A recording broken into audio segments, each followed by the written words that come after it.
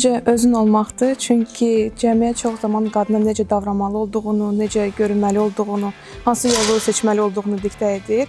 Özün olmaq isə cəsarət tələb edir. Başqalarının fikirlərindən qorxmamaq, seçimlərinə sahib çıxmaq və dəyərlərinə sadiq qalmaq deməkdir.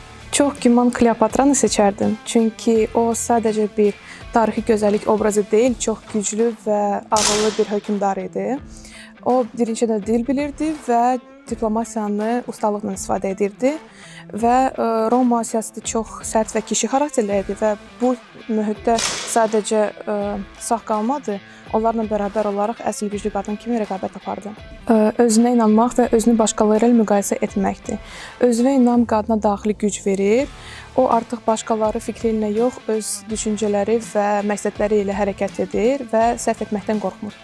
Öz xəyalınızdan heç vaxt utanmayın və heç kimə onların ölçüsünü keçirtməyə imkan verməyin. Çünki ətrafdakılar bəzən onları çox çətin, mümkünsüz adlandırıla bilər. Amma hər bir qələbə, hər bir uğur başlanğıcı məhz balaca bir xəyal idi. Zərurətdir, çünki həyat qadını bəzən tez böyüdür.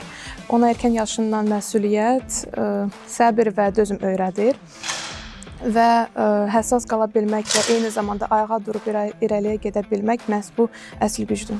Həyatımın çətin bir dövrdə həm emosiyalarımı idarə edib, həm də məqsədimdən dönmədiyim bir an idi.